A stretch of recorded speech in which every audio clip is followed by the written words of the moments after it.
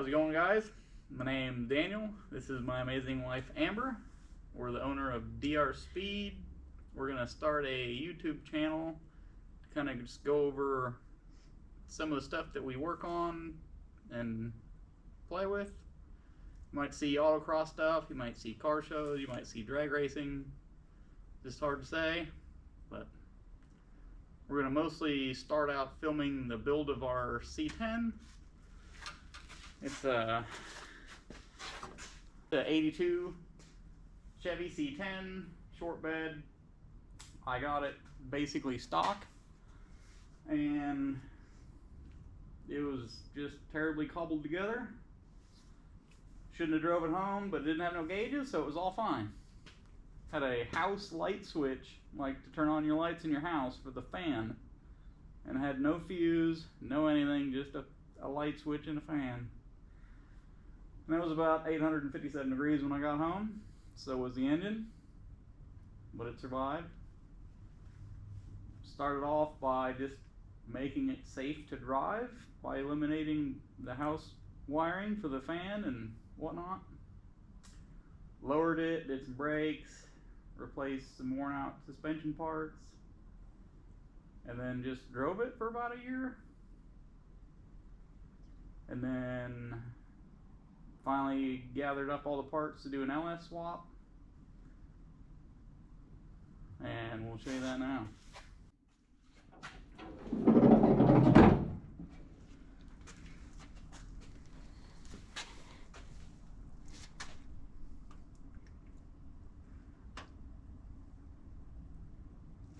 It's just a stock 5.3 with about 190,000 miles on it. I got it from a guy off Facebook, cleaned it up, replaced all the external gaskets, oil pump, valve seals, and stuck it in there. Put a milling high pressure oil pump in there. It's because I knew it was extreme high miles. And it's been pretty good. It burns a little oil when it starts after it sits for a while, but that's fine. It's 100% stock other than the Speed Engineering headers and a 3-inch exhaust that I built with dual magnaflows and X-pipe. It's got Vintage Air AC, and for now it's got Tejas Steelworks mounts everywhere, and his ECM mounting plate. It's got Champion fake aluminum radiator. Nothing really fancy, just your everyday average LS swap. This is basically our base package. When I used to do them and install, this is pretty much the base package that we would do. We didn't have to do AC, of course, but use good components to put the motor in, get it located, wiring and whatnot. This is the interior. It's pretty basic for now. I reupholstered the seat, put a new dash in it from USA 1. Took, you know, like a year to get it, but I got it and it's really nice. Got Dakota digital gauges that look fairly similar to the factory ones. I've got new door panels and all trim, pretty much everything for the interior to put in. I just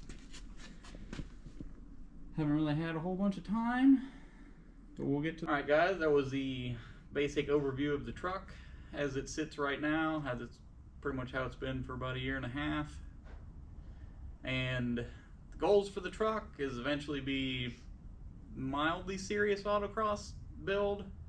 Plan on doing a 4-link something in the back with like a 9-inch, and maybe just a chassis, a full chassis from No Limits, but I don't really know. That's a lot more money than I usually have. Need to upgrade to 5.3, probably heads or cam or a LSA supercharger or something like that. Just normal type stuff.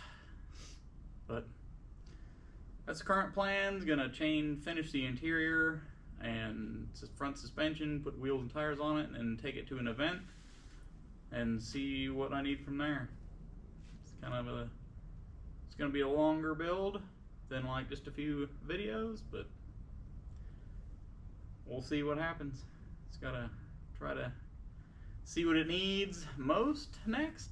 You know, front suspension's pretty wore out right now. It's kind of scary, but I've got that handled. Just need to get the wheels and tires done and then take it to an event and see what happens. Thanks guys and gals, whatever. And we'll see you next time. Just a quick overview of the truck. Just your average C10. This is the newest parts we got. It's a No Limit Engineering Wide Ride IFS. It's probably a lot more than I need, but figure if I'm going to do it, I'm going to get the one that I want. Comes with rack and pinion, control arms, brakes. I just got the base brakes for now. You know, stopping 150 horsepower is not going to be that difficult. They've got their own spindle, which fixes a lot of the geometry issues with the stock stuff, and like a lot of the suspensions that don't come with the new spindle of their own design kind of don't fix most of the geometry issues associated with these trucks. And it's got rack and pinion. Pretty excited about. Current steering's quite loose. It's kind of alarming at highway speeds, but it's really an amazing setup. Can't wait to install it. That's probably going to be the first thing you guys are going to see. But hopefully it'll be a few weeks. Just waiting on the wheels to come in.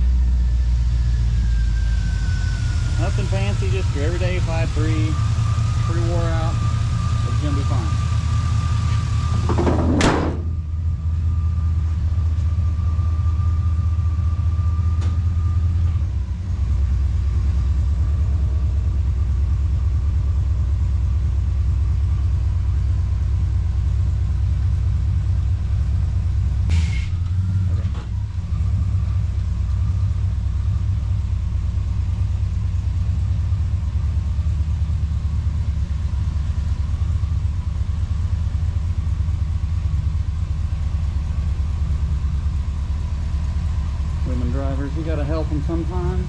Just kidding, she's pretty good.